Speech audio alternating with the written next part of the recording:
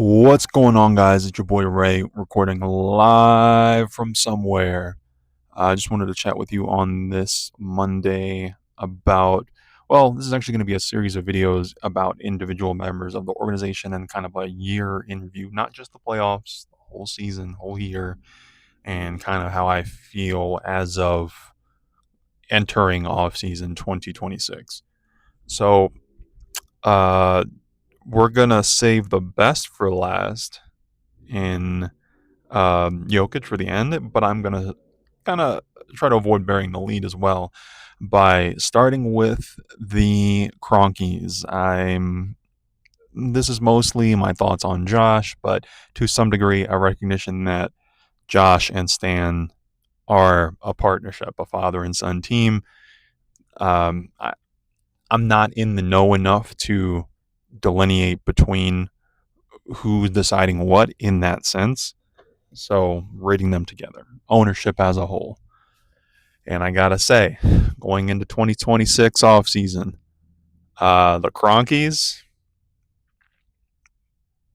C plus, C plus for me. I feel like we are borderline. We're dancing on the knife's edge of mediocrity right now. At this point, I've been a Nuggets fan for 15 years.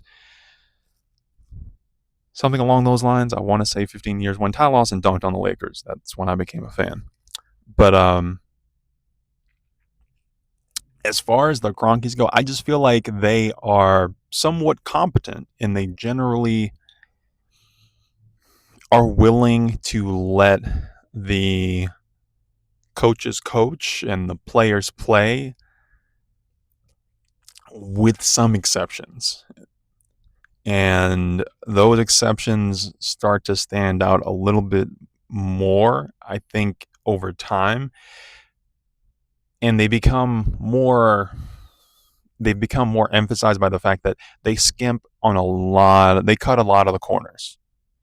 You know, there are a lot of things that the Cronkies seem to believe are superfluous to the game, which is to say, as long as they spend on players, spending on all these other things is extra. And I get that to some degree, right? We can't all be Steve Ballmer and have a million fancy toilets in the arena, and I think there's levels to it. But at the same time, oh, my phone's heating up, so I'm gonna move you over here out of the sun. So at the same time, it seems like the medical staff has not had a great run, especially since Steve has. And maybe that was a situation where you were competent enough to pick the right guy with Steve, where you maybe didn't pay an arm and a leg for him at the time. But since then, you have not met that expectation. They're not healthy enough. And you can't sit here and tell me you're doing all you can when you have the injury history that you do, especially over the last 5, 6, 7 years, especially when you're talking about soft tissue injuries, back injury, a lot of things that I don't want to. Obviously, you can't avoid all injuries, but it doesn't feel like Denver has been physically prepared for the rigors of every NBA season, of the playoff runs they're trying to make, of accomplishing their goals. So, skimping on things like not just medical staff, but also medical facilities, of infrastructure, of training infrastructure, of the practice facility, I think has to be a tentpole topic in this arena, which is to say, for a long time now, Denver has had one of the most mediocre practice facilities around. And it's such a common, as I've been a fan for a while, it's such a common sentiment that you hear from players that hey, these facilities are mediocre. And you see on the in some sense it's a bright side at the time when they would go to Paul Millsap's own facility in Georgia, or that it's cool to see Aaron building his own facilities in town. But when you, it also speaks to how much there is something lacking there. And players talk. And I think there's very clearly a reputation that's created. And I think it's one of those things that influences, when players want to be courted in free agency and they want to go to Denver, they are thinking about, okay, how can I make this work for me? How can I make this work for my family? There's a lot of things working against you as a Denver Nugget organization, from just like the distance from a lot of major cities and some of the climate, things you don't have control of. What you do have control of is having a practice facility that's quality. I'm not saying it has to be the fanciest thing in the world, but it has to be something that doesn't earn you embarrassment around the league. Because when you are in those negotiations, whether it's free agents coming here or guys wanting to stay, you do have to think about how many times did this mean a player could argue, had to say, well, I might not be happy here, but if you pay me XYZ more, or if you give me this extra year, or if you give me this player option, you know how we love player options in Denver, then I'll sign. I think there's an extra tax that Denver is paying on top of whatever it would be, because Denver doesn't really do the little things, if that makes sense. And all that ties back to an ownership's core ethos. So if you want to say you know how to pick the right guys and make the right calls to be more efficient, I can respect that. But when it starts to look, when your team is clearly not good enough, and the goal is certainly more than just winning a lot of games, because lots of teams can win a lot of games. How many teams have we seen in this league over the decades that have won 50 games and been a first round exit? And do we remember them? We do not. Do we think about them? Is that the goal of basketball? Absolutely not. And that comes back to issue number 2 with me, and that is the way Josh communicates. Speaks of a lot of hubris. It seems like he thinks the world of himself and of his own opinion. And I think some of this is a product of the fact that he owns so many teams. So for while, in our opinion, in our experience as just singularly Nuggets fans, we have the championship year and all the years before and all the years after, and not enough success in that time. Maybe Josh can say, okay, well, maybe we won here, but we also won with the Rams, and we also won with Arsenal, and we also won with the Mammoth and all these other things. Just because you did that over there doesn't mean that it's going to work over here. And if he's the chief cultural officer, look, I've seen great cultures in sports before. They don't erode over a couple years or because there's some personal changes. Culture comes from, first and foremost, from one guy. It's ownership. And if you want to say the culture faded away, or something changed, or some guys are missing, I would look at that and say, I don't know if you ever had a winning culture.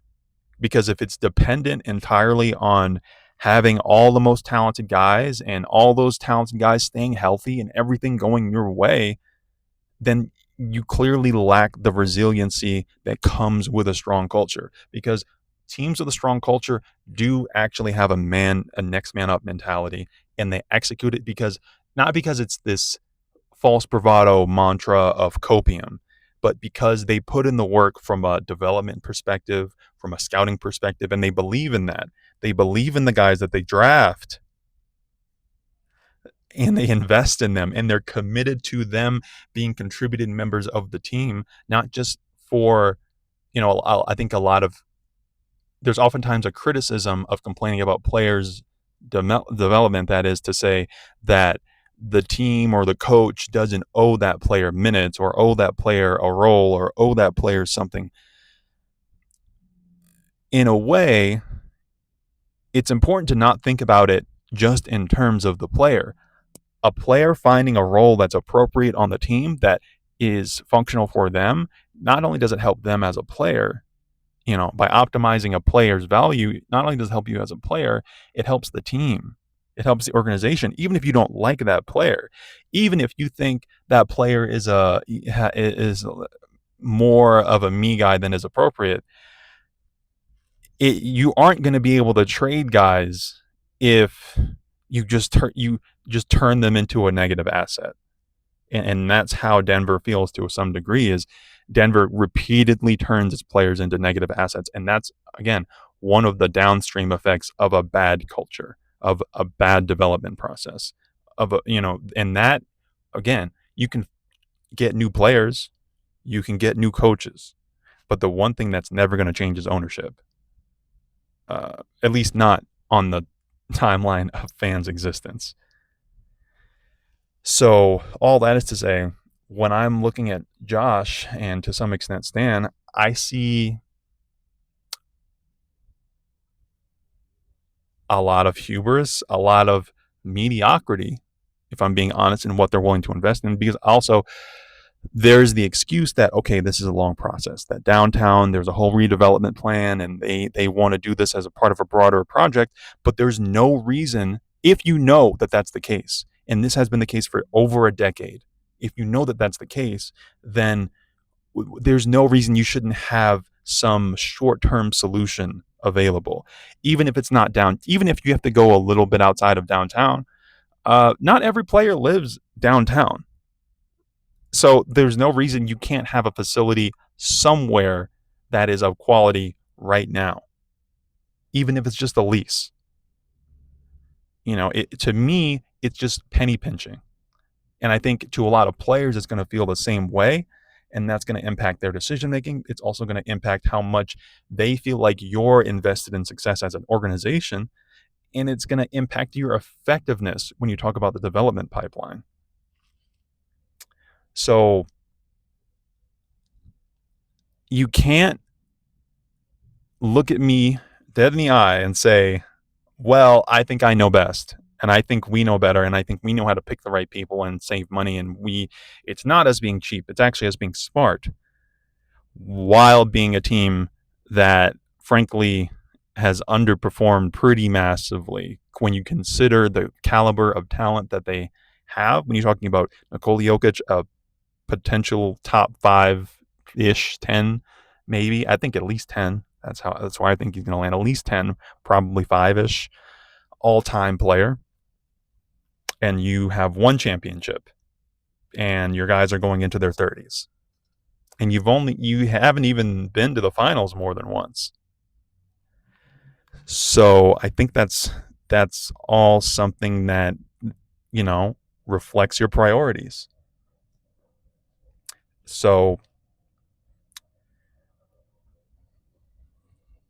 I wish I could speak better of him, but I can't.